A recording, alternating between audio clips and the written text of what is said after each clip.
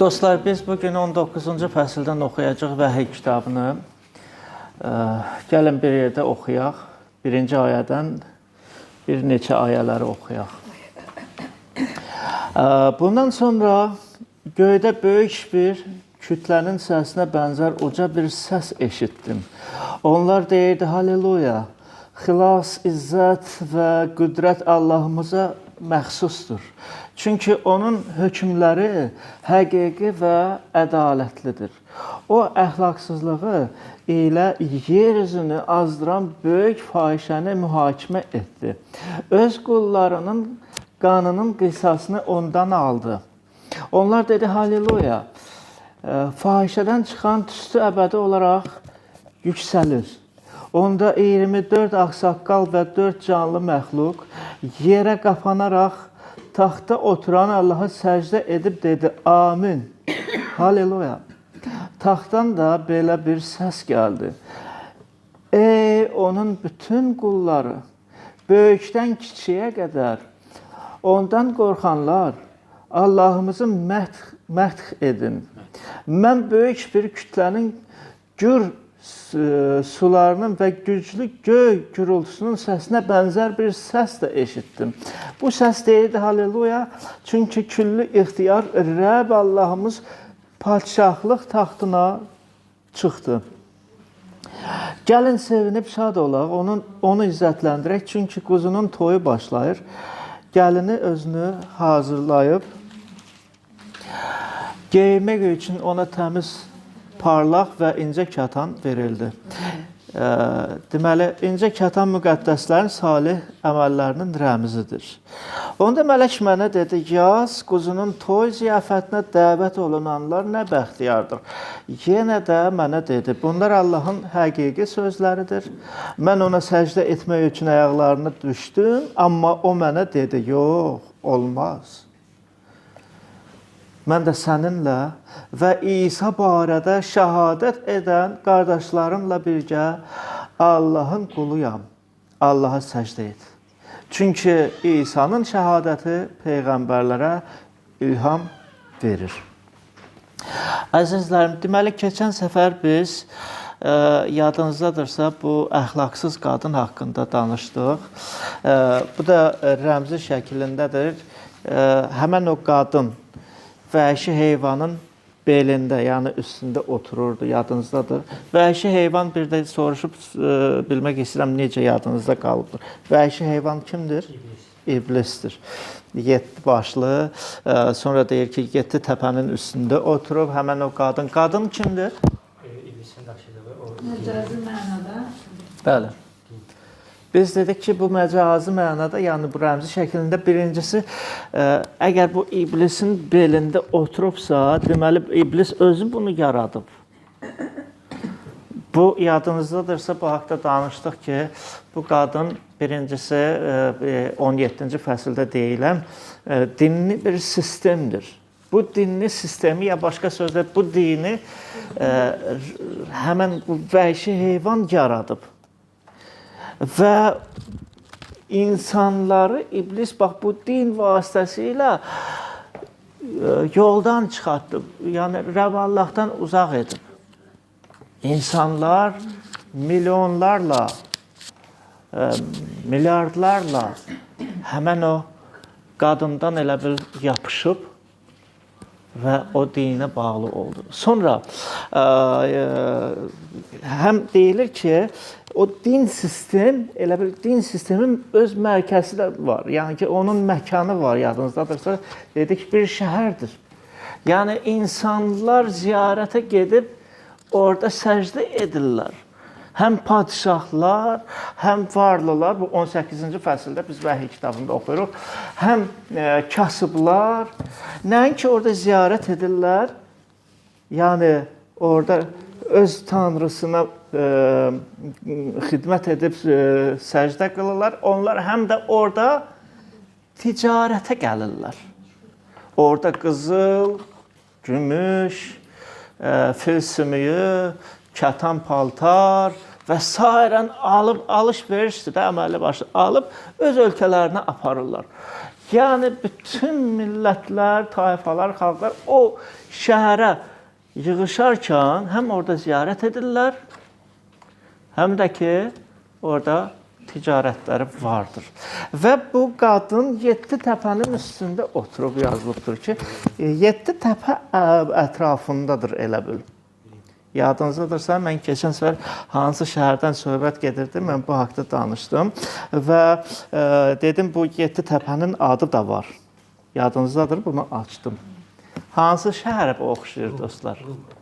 Necə? Roma. Burada Roma deyirlər, sonra Romaya gedib orada ziyarət edirlər. Təpə üstündə də o. Milyonlarla, milyardlarla insanlar orada ziyarət edir, səcdə edir. Yox. Yeruşalim. Çox ölkələrin şahları, hökmdarları ora gedib orada ziyarət edirlər. Orada Allahı axtarırlar. Mən soruşacağım, mən başa düşmədim. Dostlar, bilirsiniz, maraqlısı doğrudan da odur ki, keçən səfər danışdıq, Məkkə şəhəri 7 təpə ətrafındadır. 7 təpənin üstündədir. Mən o 7 təpənin adını da keçən səfər sadaladım. İstəyirsiniz, bugün də sadalaya bilərəm. Bu, deməli, Cəbal al-Nur, yəni Nur dağı, Nur təpəsi, Cəbbal Saur, Abu Kübeys, Koyakiyan, Cəbbal Xindi deməkdir, Cəbbal Xandama, sonra Cəbbal Omar və Cəbbal Tabir təpələridir. Siz təsəvvür edin, bu təpələr ətrafında. Və 18-ci ayədə də biz oxuyuruq ki, birdən, yəni bu qiyamət günündə bu qadın dağılacaq, məhv olunacaq. Bu qadını öz belində o vəhşi heyvan gəzdirir. Amma o yırtıcı onu özü məhv edəcək. Yəni ki, o dini özü bilirsiniz nə üçün məhv edəcək? Yeni bir din yaratmaq üçün, bax bu din maneçilik edir. Artıq məsihçilər göydədir. Yəni gələcəkdən söhbət gedir də. Məsihçilər götürüləcək. Məsihçilər götürüləcək. Bu din, məsihçilərin dini belə deyək də, İsa'nın yolunda olanlar vəhşi heyvana mane etmir. Amma yeni bir dini yaratmaq üçün bax burada olan din mane edir. Onu söküb dağıtmaq lazımdır. Və dostlar, biz 17-ci və 18-ci fəsildə oxuyuruq ki, odla yanacaq bu şəhər. Yandırılacaq, dağılacaq. Necə ki, bax, indi biz çoxumuz şahidik də bu yaxın şərq ölkələrində nələr baş verir indi. Görürsünüz? Yaxın şərq ölkələri bu 16-17 ölkələrdir. Və biz görürük ki, artıq oralarda müharibələr gedir. Dağıdırlar, yandırırlar. Hər şey alova deməli çevrilir. Və baxın 19-cu fəsildə isə indi deyilir ki, bax bundan sonra da Yahya deyir ki, mən göydə bir kütlənin səsinə bənzər uca bir səs eşitdim. Bu qadın da deməli yox olandan sonra, məhkum olandan sonra göylər birdən sevindi. Bilirsiniz, maraqlısı nədir, dostlar? Allahın qəzəbi, Rəbbin qəzəbi, Rəbbin deməli xiddəti, bax bu qadının məhv olunması ilə qurtarır. Maraqlısı odur. Göydə də, baxın nə baş verir. Göydə də, bax, yer üzündə ağlaşma, fəryad, biz 18-ci fəsildə oxuyuruq.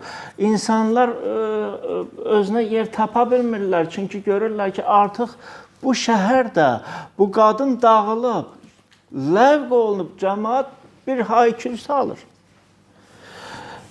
Padşahlar da buna baxaraq ağlayır. Bu bir, ikincisi də ki, orada da ticarət aparılırdı. Artıq orada heç kəs alıb, yəni heç nə almır, heç nə satmır, yəni alış-veriş yox, həm ziyarət də yox. Amma göylərdə isə sevinç. Baxın, yerdə yaz, Göylərdə isə biz indi bayaq oxuduq toy. Nə toyudur? Bayaq oxuduq dostlar. Məsihin Məsihin gəlini.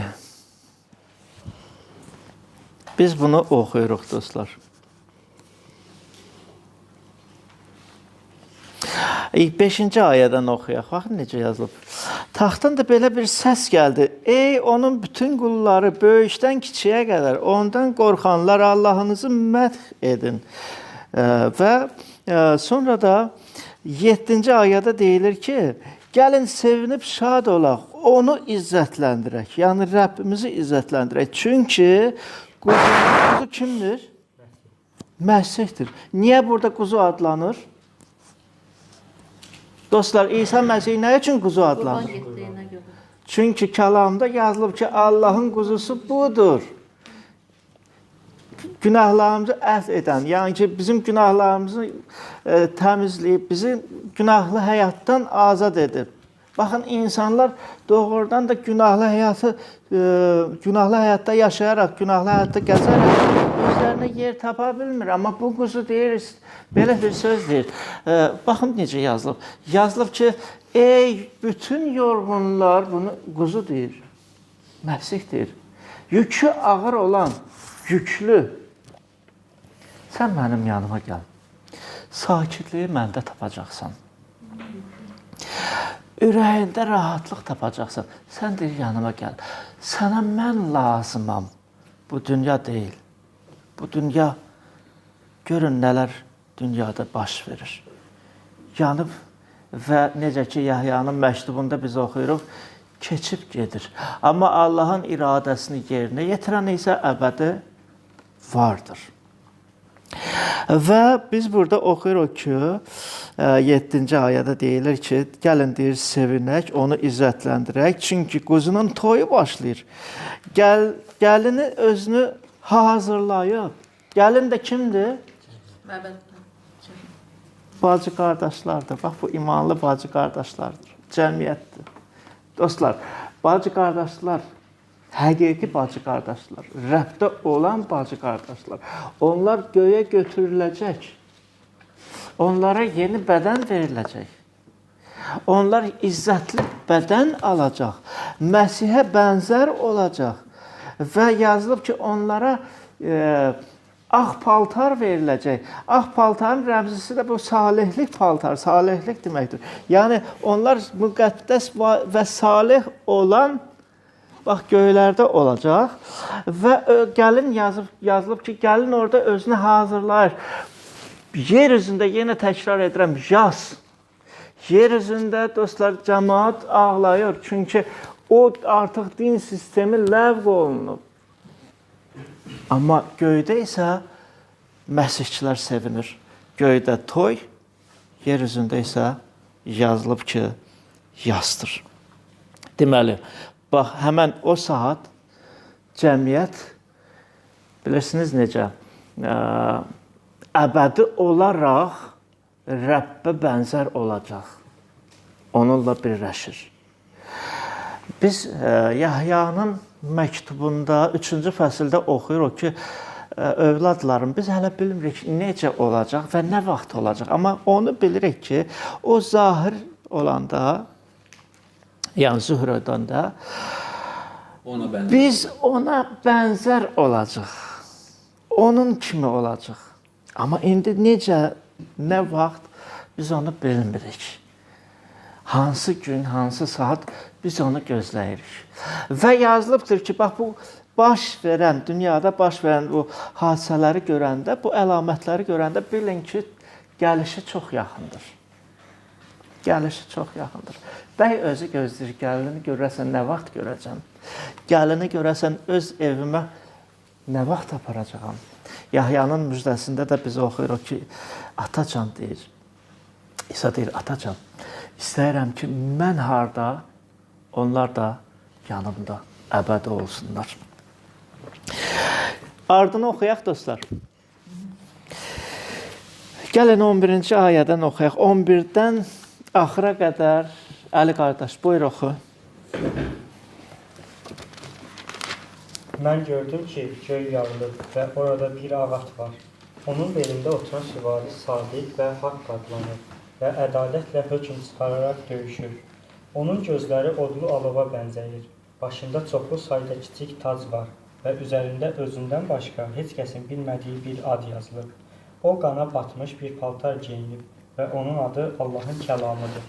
Göydə olan ordular ağ, təmiz və incə kətan geyinərək ağ atların belində onun ardınca gelirdi. Onun ağzından millətlərə zərbə vurmaq üçün iti bir qılınc çıxır. O, dəmir əsa ilə onlara ağalıq edəcək. Külli ixtiyar Allahın şiddətli qəzəb şərabının hazırlandığı üzüm sıxanı özü tapdalayacaq. Onun paltarının və budunun üstündə bu ad yazılıb. Padişahların padişahı və ağaların ağası. Günəşdə dayanan bir mələyi də gördüm.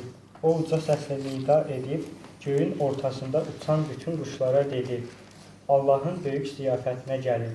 Bir yerə yığılın ki, padişahların, sərkərdələrin, igidlərin ətini, atların və bellərində oturan atlıların ətini, azadların və qulların, böyük və kiçiklərin hamısının ətini yeyəsiniz.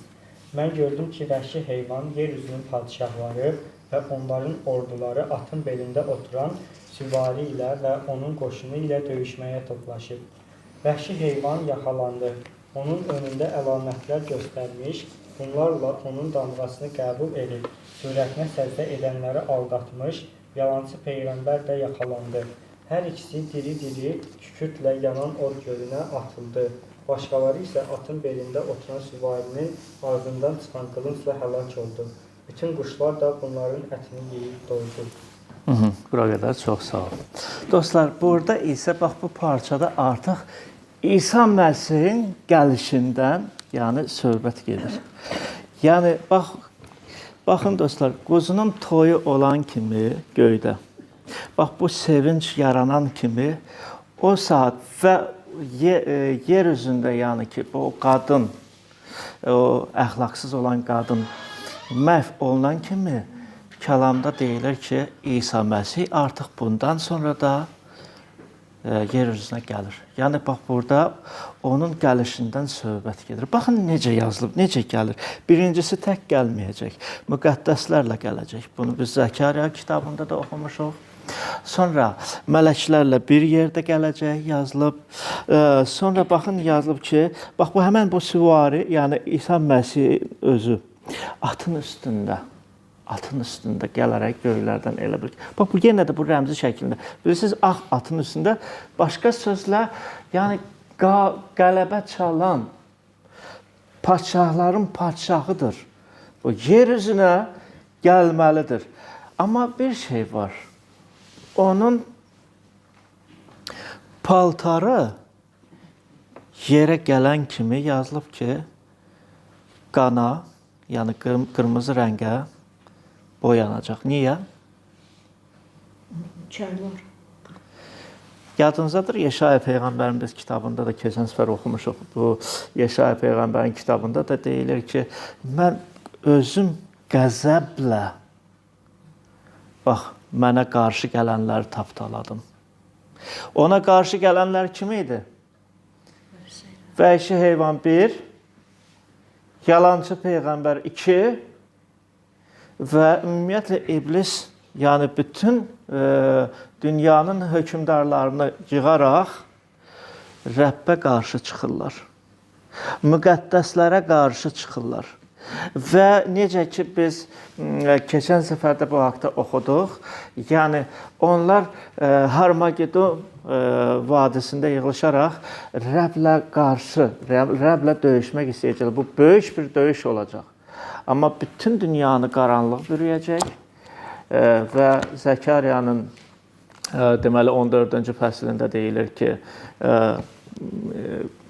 bir gün yox, bir gündən çox, yəni o biri günü və axşamüstü 30 saatdan çox bütün dünyanı qaranlıq basacaq. Sonra necə ki biz 16-cı fəsildə oxuduq, göydən dolu yağacaq.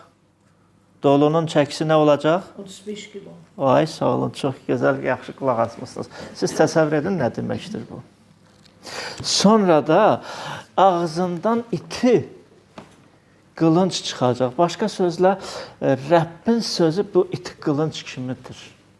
Canlı və təsirlidir. Ona, yəni onun sözünə qarşı heç kəs dura bilməz.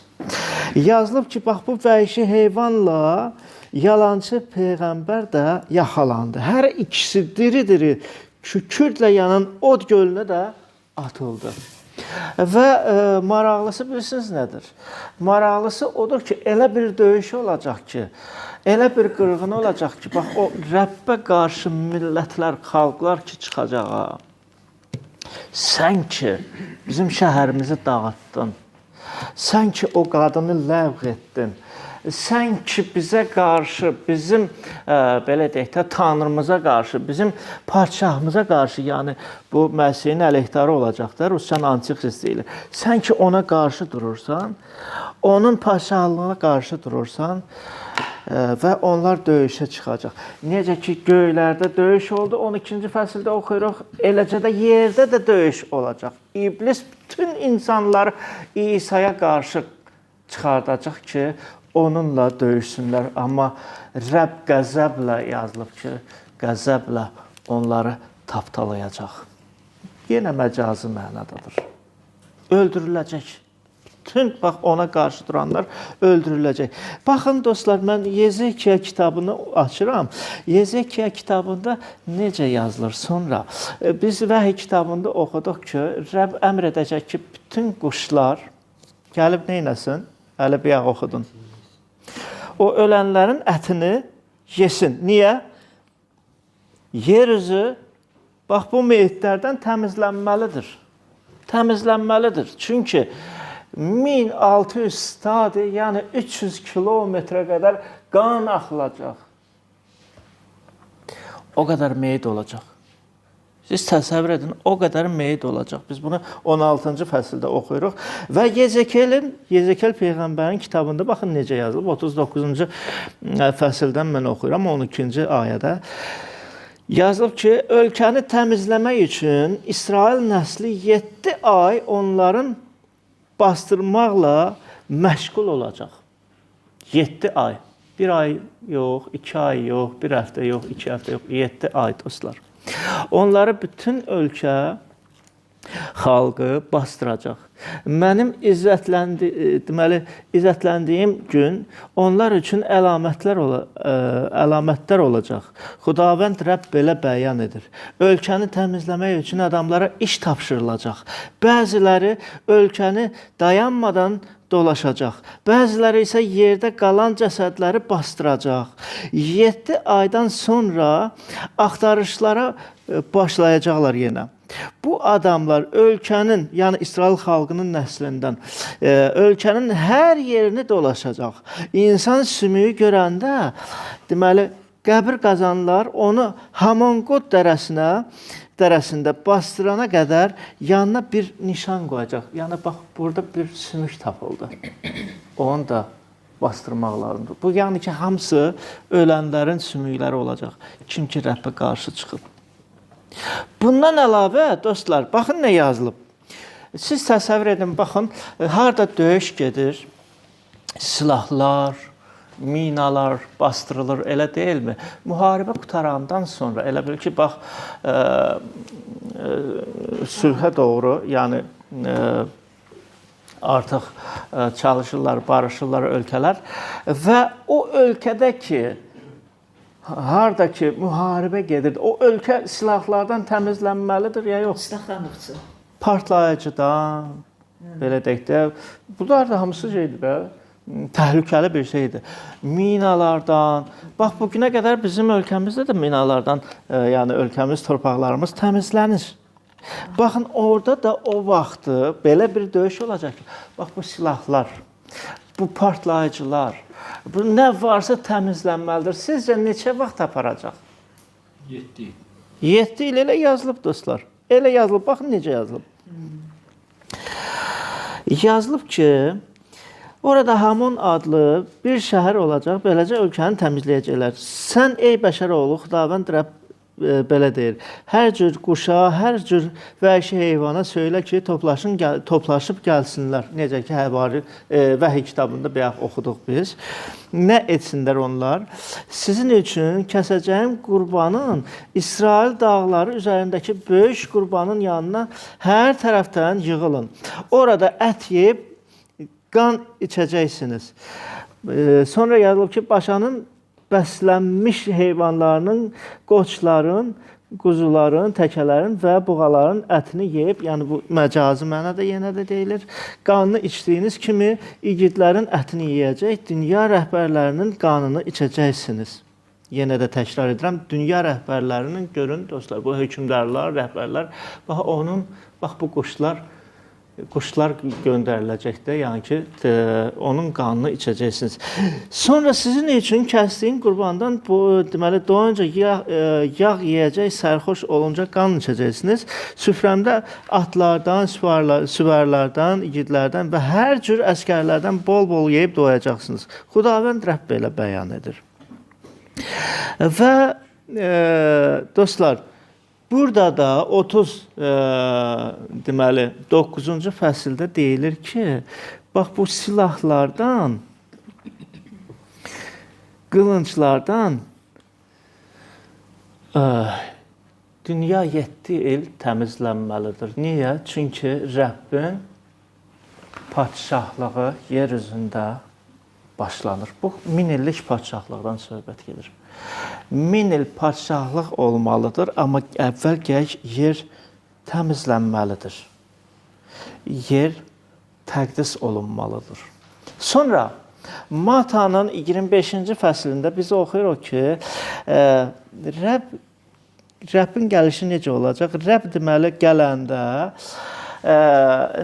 quzuları təkələrdən ayıracaq. Elə bil ki, bir çoban kimi.